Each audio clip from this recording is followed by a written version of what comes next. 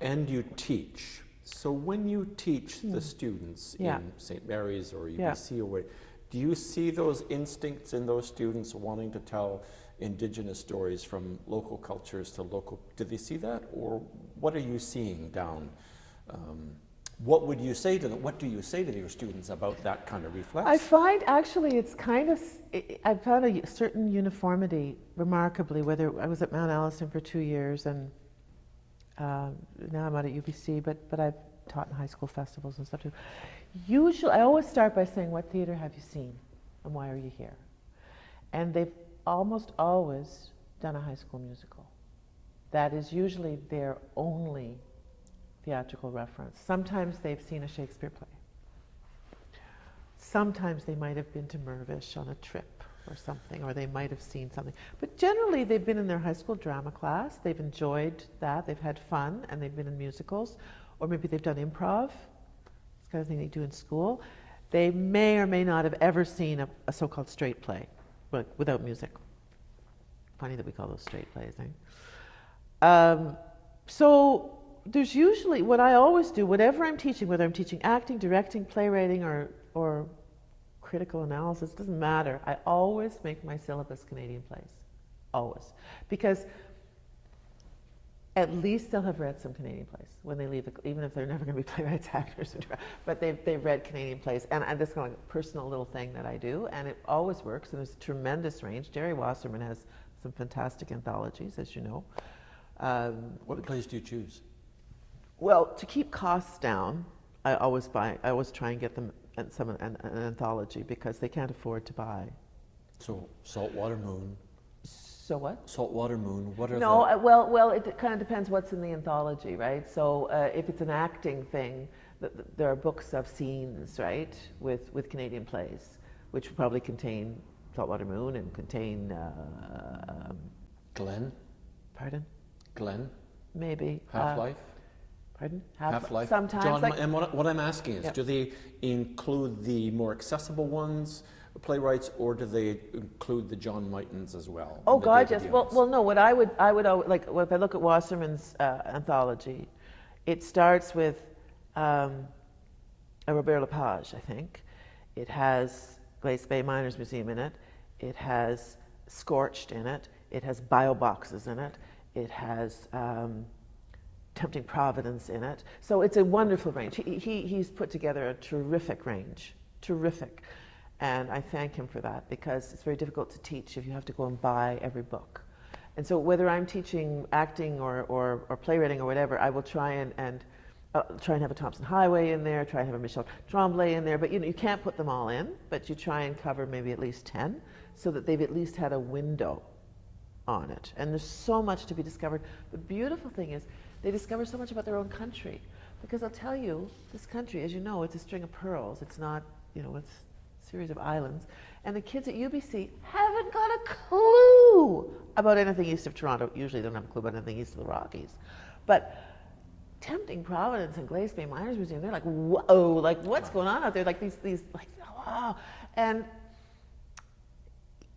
likewise with kids at Mount, well, some kids come from all over the country, but what they're learning about their country as well as learning anything to do with drama. And that always makes me really happy. Like, I just feel really good about that they're actually learning something about another part of the country. But many kids, my story of being in 4th year and accidentally discovering a Canadian play, it hasn't changed as much as one would hope. Like, people still use, if you study Canadian theatre history, if you go to Jerry Wasserman's class, you'll learn about Canadian plays. But having Canadian plays in your acting class or your directing class or your scene analysis class or whatever is not necessarily the norm, or your text class. And so I think there's some people who do it. And in the classes that you teach, yeah. and those seeds are going out there, yeah. about what's the kind of ratio of the seed taking in students? Oh, I don't know. Most of them still want to be in musicals. There's like a real need to be in musicals. Can you explain that? What's your thoughts on that? Well, when I was growing up, when I was in high school, we considered musicals a very low art form. We did not want to be in musicals. We wanted to be in plays that had, serious intent of some kind. I don't know, that's how I remember feeling. But musicals underwent this huge revival in the 90s. I know because my girls were in school and they were part of it. It was like, there was something about that, I don't know, but there's a musical I think that show Glee had a lot to do with it. Remember that TV show? The subject or the entertainment value or the performability? Oh, I think it was the performability, the coming together. It was the equivalent of if you weren't a sports kid, you were in the musical, and it was just a sense of coming. And it's a very pleasant, wonderful thing to do a musical in high school. It's great, and I think it's wonderful. But then they would seem to be all kinds of clubs and amateur companies around doing musicals, and I don't know why it became such a big thing, but it did. And I think we're still living with that. Is it because it's more accessible? It's more accessible. It's also based in, there's a lot of marketing out there already for it. So it's, all those things. But it's not necessarily a bad way in, at least it's a way in. And then you have to get them, reading other stuff and seeing other stuff. And some of them will land in those places and many of them won't. But I could see from the group out at UBC that a few, they really had their eyes opened. They were so I had no idea. I had no idea that we even had plays. Some of these kids, most of these kids weren't theater majors. They were just taking it as an elective, right?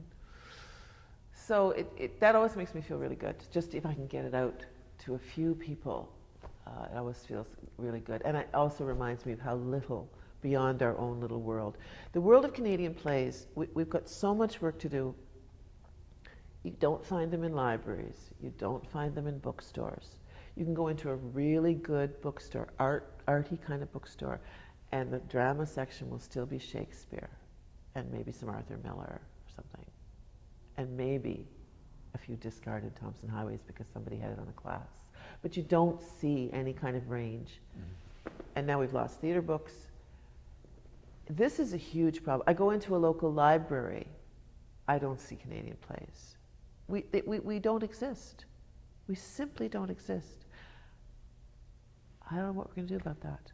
We've lost that battle. We've been working at it for 50 years now. Yeah, And look where we're at. that's what I mean. I thought I was working on it 30 years ago, but I think we've really, really lost that battle. Really wow.